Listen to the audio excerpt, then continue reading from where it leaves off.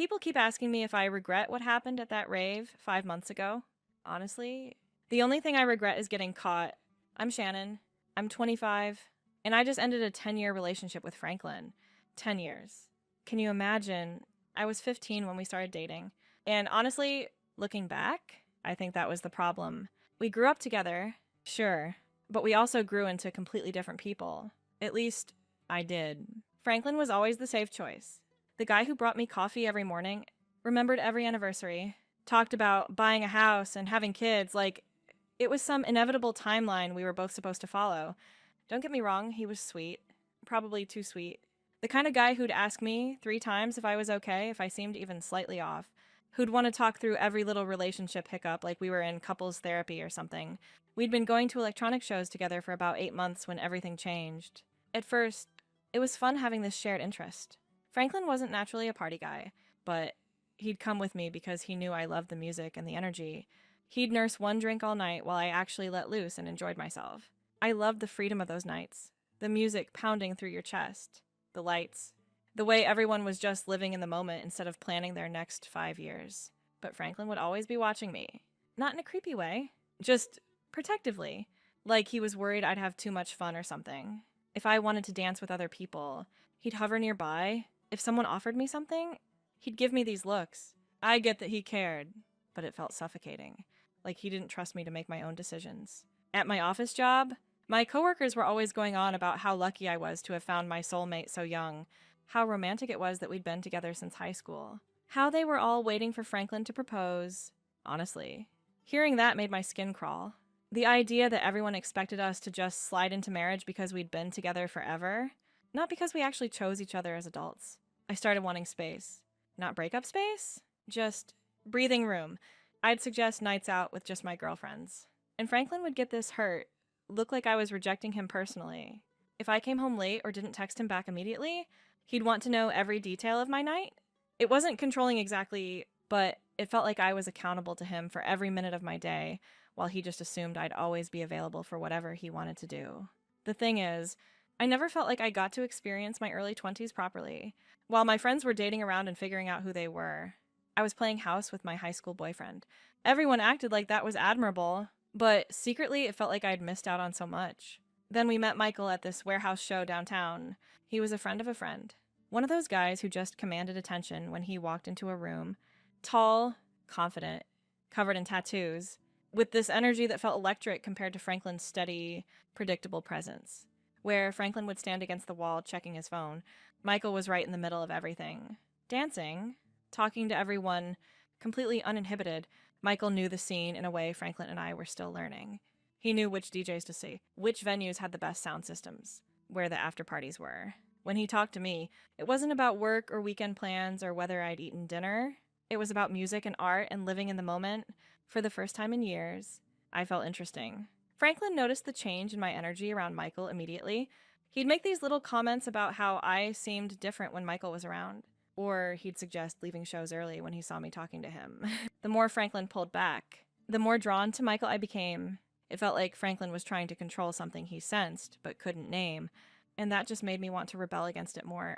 I started texting Michael between shows. Nothing inappropriate at first. Just music recommendations and jokes about things that had happened at shows. But I found myself looking forward to those messages more than conversations with Franklin. Michael made me laugh in ways I'd forgotten I could.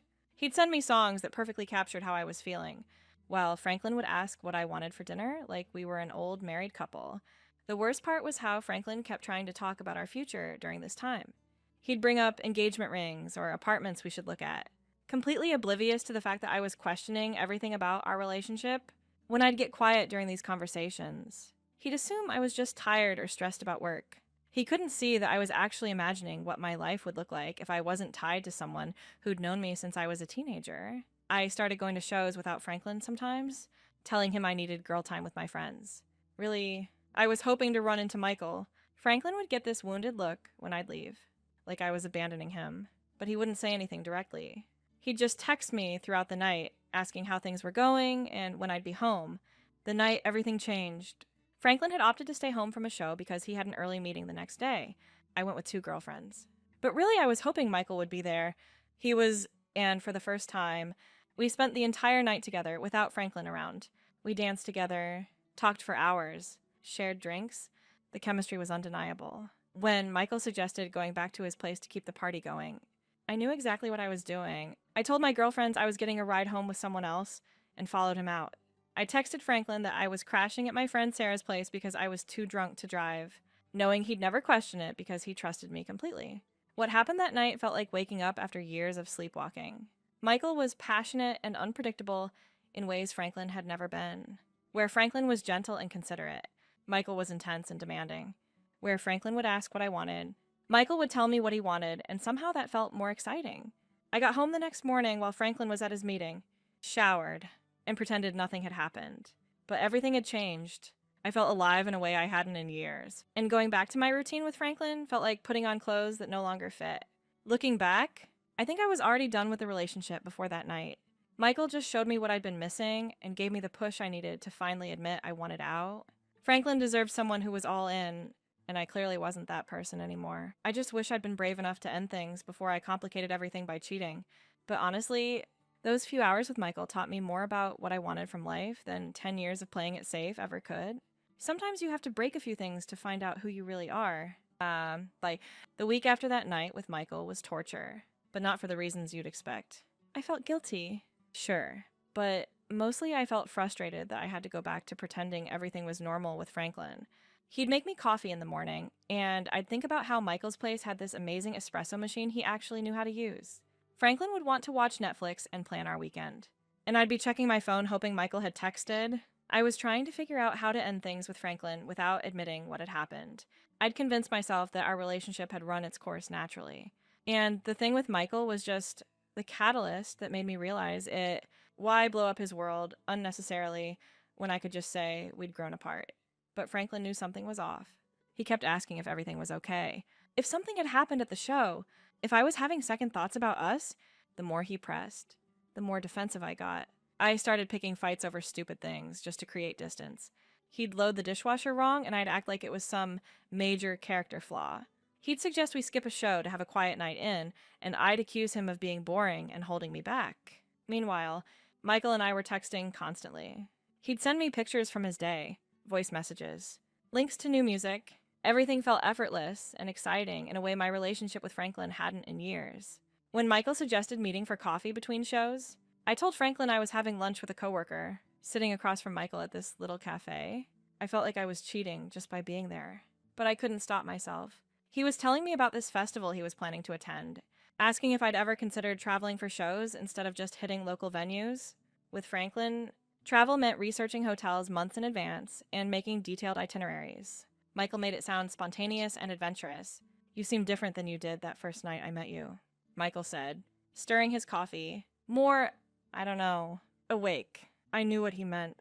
Around Franklin, I'd become this muted version of myself, the responsible girlfriend who remembered appointments and split grocery bills and talked about 401k contributions around Michael.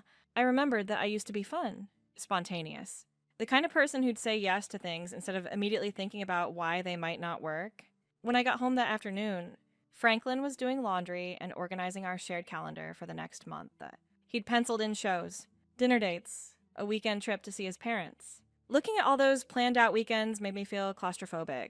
How was lunch? He asked, not looking up from folding towels. Fine, I said, and I could hear how distant my voice sounded. He paused, holding one of his perfectly folded t-shirts. Shannon, are we okay?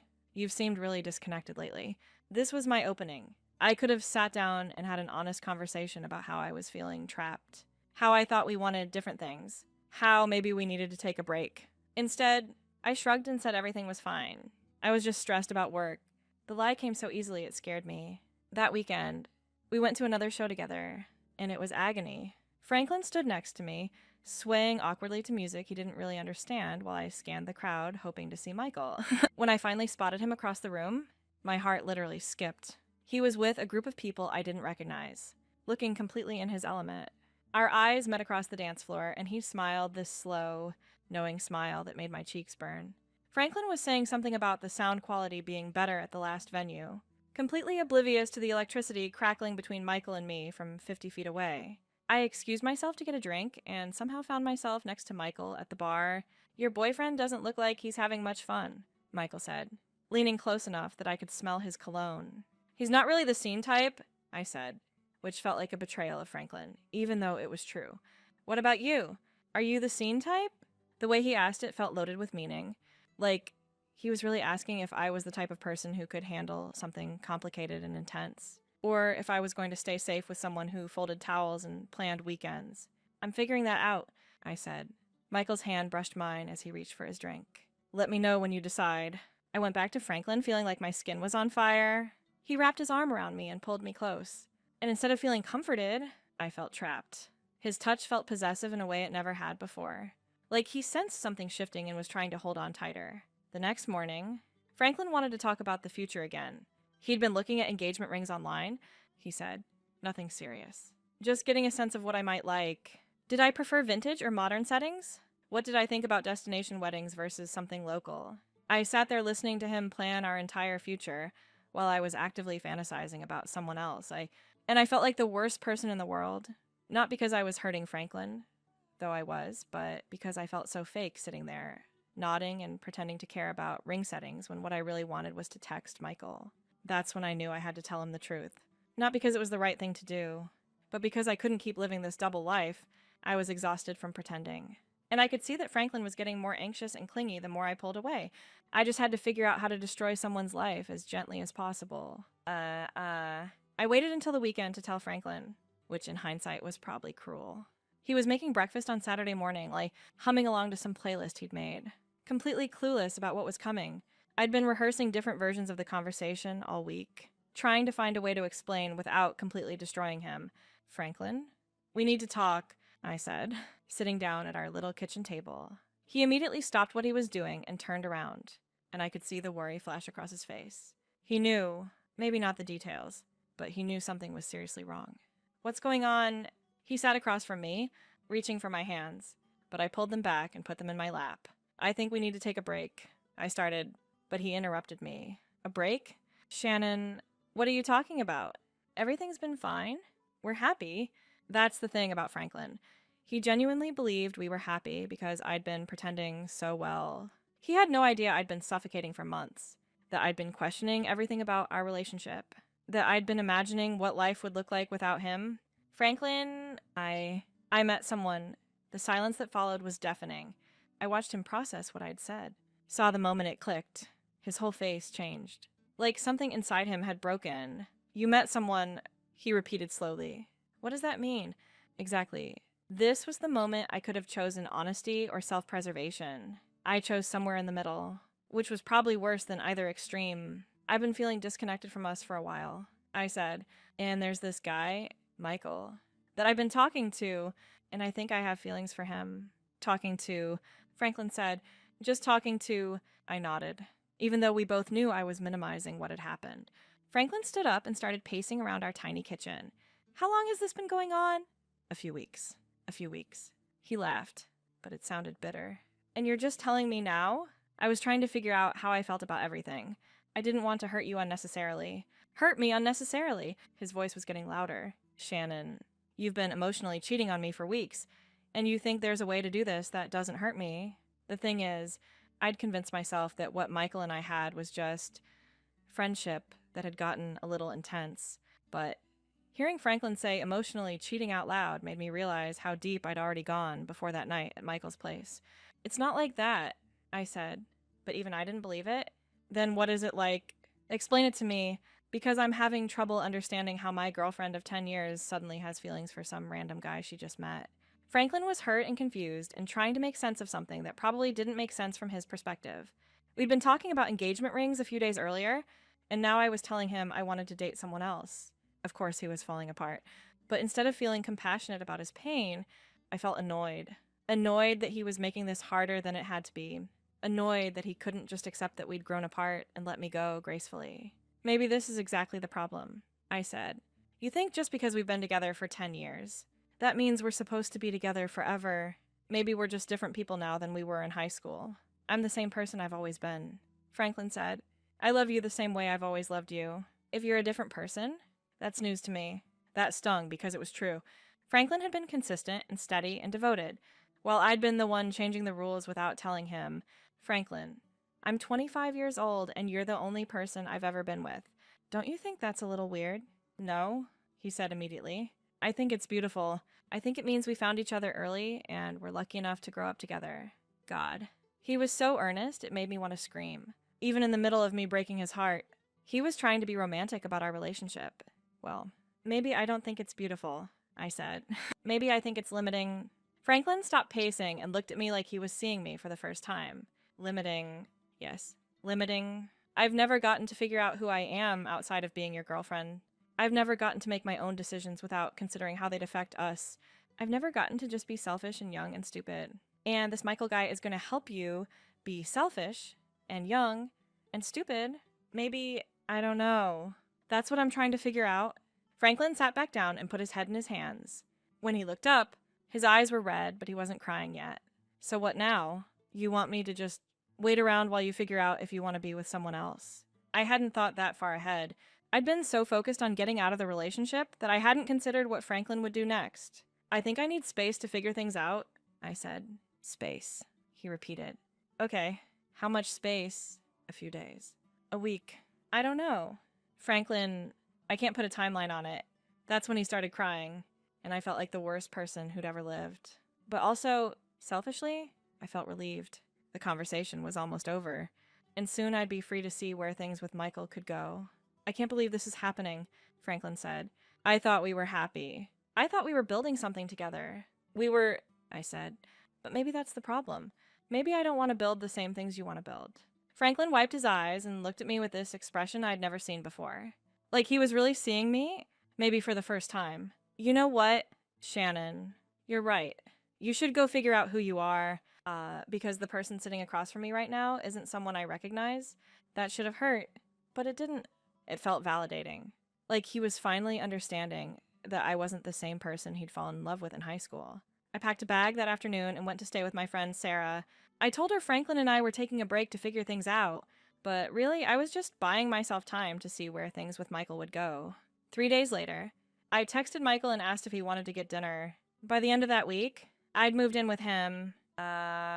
Moving in with Michael felt like stepping into an entirely different life. His apartment was everything Franklin's wasn't. Chaotic. Creative. Alive. Records scattered everywhere. Art on every wall. Furniture that looked like it had stories. Where Franklin and I had lived in beige practicality. Michael's place felt like a movie set. Those first few weeks were intoxicating. Michael introduced me to his friend group. Artists and musicians and people who worked in clubs. People who stayed up until sunrise and slept until noon. For the first time in my adult life, I wasn't the responsible one making sure bills got paid and appointments got kept. Michael handled his life in this casual, last-minute way that should have stressed me out, but instead felt liberating. We went to shows 3 or 4 nights a week. Michael knew people everywhere we went. And by extension, I suddenly knew people too. I felt cool in a way I never had with Franklin. Like I was part of some exclusive scene instead of just someone's long-term girlfriend. The drugs started casually. Michael always had something. Molly for shows. Cocaine for after parties. Weed for lazy afternoons. With Franklin, I'd been pretty straight edge except for drinking. I'd tried things here and there, but Franklin would get worried if I got too messed up, so I'd always kept it light. With Michael, getting fucked up was part of the experience. He'd hand me a baggie before shows and expect me to keep up. At first it was fun. Everything felt more intense, more connected, more real. The music hit different. Conversations went deeper. The whole world felt more colorful. Michael was also completely different from Franklin in bed. Where Franklin was gentle and considerate, Michael was demanding and unpredictable. He'd wake me up in the middle of the night wanting sex, or pin me against the wall when I got home from work. It felt adult and passionate in ways my relationship with Franklin never had, but Michael was also moody in ways Franklin had never been. He'd be sweet and attentive one day, then distant and critical the next. When he was in a good mood, everything was perfect. When he wasn't, nothing I did was right. My laugh was too loud. My music taste was basic. My clothes were boring. I told myself this was what passion looked like, that the highs and lows meant we had something real and intense. Unlike the steady predictability I'd had with Franklin, about 2 months in, I realized I hadn't talked to Franklin since I'd left. He'd tried calling and texting for the first few weeks, but I'd been too caught up in my new life to respond. Sarah mentioned running into him at the grocery store and said he looked terrible, like he'd lost weight and wasn't sleeping. I felt a twinge of guilt, but mostly I felt annoyed that he couldn't just move on. We'd been broken up for months. Surely he could figure out how to do his own grocery shopping without falling apart. Michael didn't like when I talked about Franklin. Why do you keep bringing up your ex? He'd say if I mentioned something from our old life together. That's over. Focus on what we're building. So I stopped mentioning Franklin altogether. It was easier to pretend that whole decade had never happened than to deal with Michael's jealousy or my own complicated feelings about how things had ended. Work became a problem around this time. I was showing up late more often, calling out sick when I was really just too hungover to function. My performance reviews started slipping. My coworkers would ask if everything was okay, and I'd tell them I was just going through some personal stuff. Really, I was staying out until 4 in the morning, doing blow-in club bathrooms and sleeping until noon. My old routine of being in bed by 10 and up at 6 felt like a previous life. I was living for the first time. I told myself, all those years of being responsible and boring had been wasted. Michael started talking about bigger changes. Why was I working some corporate job when I could be doing something creative? Why was I worried about health insurance when I was young and healthy? Why was I saving money when we could be using it to travel and experience life? I started dipping into my savings account to keep up with our lifestyle. Shows weren't cheap. Especially when you were buying drugs and drinks all night. Michael worked sporadically, some freelance graphic design, some DJ gigs, but he wasn't consistent about paying bills. I found myself covering more and more expenses without really thinking about it. The ketamine started around month 3. Michael had gotten some from a friend and suggested we try it at home one night instead of going out. It was different from anything I'd experienced. This dreamy, disconnected feeling where time moved strangely and everything felt soft and distant. Michael loved how mellow I got on ketamine. You're so much more relaxed, he'd say, less anxious about everything. I started taking small amounts before bed because it helped quiet the noise in my head. All the worries about work and money and whether I was making good decisions would just fade away. It was like a reset button for my brain. By month 4, I was taking ketamine most nights and cocaine most weekends. I'd lost 15 pounds, and my friends from my old life were starting to comment on how different I looked. Sarah kept asking if I was eating enough, if I was happy, if Michael was treating me well. I brushed off her concerns. She didn't understand what it was like to finally feel alive after years of sleepwalking through life. She was still dating guys who wanted to go to Olive Garden and watch Marvel movies. She couldn't comprehend the intensity of what Michael and I had. Looking back, I think that was when I started to lose myself. But at the time, it felt like I was finally finding myself. The first time I got really scared was when I rear-ended someone's car in a parking lot and drove away without leaving a note. I was high and paranoid and convinced that getting out of the car would somehow make everything worse. I told myself it was just a tiny dent, that the other person probably wouldn't even notice. But I knew it was wrong. The Shannon who'd been with Franklin would never have done something like that. She would have left a note with her insurance information and felt terrible about the accident for weeks. This new Shannon just drove home and did a line of coke to calm down. By Christmas, my life was completely unrecognizable from what it had been a year earlier. I'd been fired from my office job for too many missed days and was working at a restaurant downtown, serving tables and bartending shifts that ended at 2 in the morning. The schedule worked better with my lifestyle, but I was making a fraction of what I used to make. Michael and I had been fighting more. He'd gotten possessive and paranoid, accusing me of flirting with customers at work or paying too much attention to other guys at shows. When I pointed out that he was being hypocritical since he talked to girls all the time, he'd turn it around and say I was being dramatic and insecure. The drugs had stopped being fun and started being necessary. I needed cocaine to feel normal at work, ketamine to fall asleep at night, and Molly to enjoy shows the way I used to. My savings account was empty, and I was behind on my share of rent for Michael's apartment. Christmas Day started with a fight about money. Michael wanted to go to this expensive brunch with his friends, but I'd just gotten paid and needed to use the money for rent. He accused me of being cheap and boring, said I was turning into my old self again. Maybe I wouldn't be broke if you contributed anything to this relationship besides criticism. I snapped back. I contribute plenty. I'm the one who showed you how to actually live instead of just existing in some beige suburban nightmare. Oh, you mean you're the one who got me addicted to drugs and destroyed my career? The words came out before I could stop them. And the look on Michael's face told me I'd crossed a line. No one forced you to do anything, he said coldly. You made your own choices. Don't blame me because you can't handle your shit. We both knew he was right, which made it worse. I was the one who'd left Franklin. I was the one who'd chosen to dive headfirst into this lifestyle. I was the one who'd prioritized partying over responsibility. But I was also spinning out, and Michael didn't seem to care, as long as I could keep up with him and pay my share of everything. The fight escalated until I stormed out and got in my car. even though I'd been drinking since noon. I was angry and hurt and wanted to hurt him back. So I decided to drive to his friend's place, where I knew he'd go looking for me. I made it about 6 blocks before I crashed into Michael's car, which was parked outside a corner store. The irony wasn't lost on me in my rage. I'd destroyed the car belonging to the person I was angriest at. I sat there in my crumpled front end, high and drunk and suddenly terrified about what I'd become. A year ago, I'd been engaged to someone who loved me unconditionally. Now I was crashing cars on Christmas Day and picking fights with someone who barely seemed to tolerate me most of the time. When the cops showed up, I somehow managed to talk my way out of getting arrested. I wasn't visibly drunk enough to fail a field sobriety test. And since it was Michael's car, I'd hit. He didn't want to press charges, but I knew I'd gotten lucky in a way that wouldn't happen again. That night, sitting in Michael's apartment while he raged about his car and blamed me for ruining his Christmas, I felt more alone than I'd ever felt in my life. I thought about Franklin. Probably having dinner with his family? Probably surrounded by people who actually cared about his well-being. I went into the bathroom and called him. He answered on the second ring, which surprised me. I'd expected voicemail. Shannon. His voice sounded cautious. Like he couldn't believe I was actually calling. Hey, I said, and immediately started crying. Are you okay? Where are you? For a second, hearing his familiar voice and the genuine concern in it, I wanted to tell him everything. I wanted to admit that I'd fucked up, that I missed him, that I wanted to come home. Instead, I asked if he could take our cat. What's wrong? He asked. Why can't you take care of Milo? Milo. I'd forgotten our cat's name. Franklin remembered. Of course. Because Franklin remembered everything important. My living situation isn't great for a pet right now, I said. Shannon, what's going on? I sound what?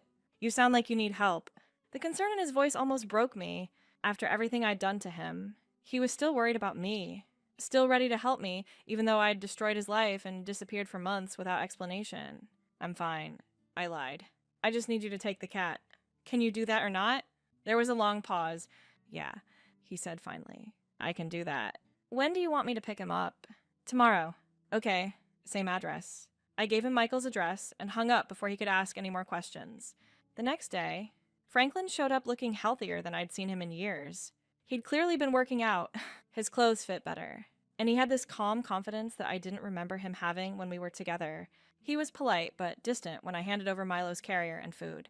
Professional, almost like I was a stranger he was doing a favor for instead of someone he'd loved for a decade. Take care of yourself. Shannon, he said before he left. That's when I knew I'd lost him completely. Not just romantically, but as a person who cared about me. The Franklin I'd known would have pressed me for details about what was wrong. Would have tried to help me, even if I didn't want help. This Franklin looked at me like I was someone he used to know. After he left, I realized I felt relieved that Milo was somewhere safe, but also completely empty. I'd just given away the last connection to my old life. And I didn't know who I was without it. That night, I took twice as much ketamine as usual and went to sleep, hoping I'd wake up feeling different. I didn't. The months after Christmas blurred together in a haze of late shifts, bad decisions, and increasingly frequent fights with Michael. I'd moved from occasional ketamine use to daily dependence. Taking small amounts throughout the day just to feel normal. The cocaine had stopped giving me energy and started just preventing me from falling apart completely. Michael's patience with my deteriorating state was wearing thin. I wasn't the fun, adventurous girl he'd met at that rave anymore. I was anxious, paranoid, and broke most of the time. I'd catch him looking at other girls at shows, talking to them in ways that felt deliberately flirtatious. When I'd bring it up, he'd tell me I was being insecure and jealous, that my drug use was making me paranoid. He wasn't wrong about the paranoia, but he also wasn't trying to help me get better. If anything, he enabled my worst habits because a fucked up Shannon was easier to control than a sober one.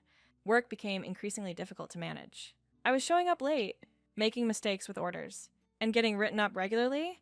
My manager, this older woman who'd actually been pretty understanding about my personal problems, finally pulled me aside for a serious conversation. Shannon, I like you, but you're not the same person I hired 8 months ago.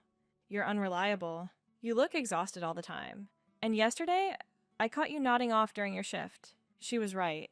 I'd been taking ketamine before work to manage my anxiety, but it made me spacey and slow. Customers were complaining, and my coworkers were having to cover for me constantly. I'm going through some personal stuff, I said, which had become my default excuse for everything, personal stuff that involves drugs. The directness of the question caught me off guard. I'd thought I was hiding it better than I was. I don't know what you mean, Shannon. I've been in this business for 20 years. I know what someone on drugs looks like. The question is whether you want help or if you want to keep pretending everything's fine until you get yourself fired. I should have said I wanted help. I should have admitted that I was in over my head and needed support getting clean. Instead, I got defensive and accused her of making assumptions about me based on how I looked. She fired me 2 weeks later when I stole $60 from the register to buy drugs. I told Michael I'd been laid off because of slow business. He didn't seem particularly concerned about how we were going to make rent, which should have been a red flag about his own financial situation. Around this time, I started hearing things about Franklin through mutual friends. Sarah would mention seeing him at places, how good he looked, how he seemed to be doing really well. She didn't say it to hurt me, but it stung anyway, while I was falling apart. He was apparently thriving. I started stalking his social media, which was a mistake I repeated obsessively for weeks. He wasn't posting much, but when he did, it was clear his life had improved dramatically since I'd left. He was traveling, trying new hobbies, spending time with friends I'd forgotten he had. In one photo, he was at some outdoor event with a group of people, smiling in a way I didn't remember him smiling when we were together.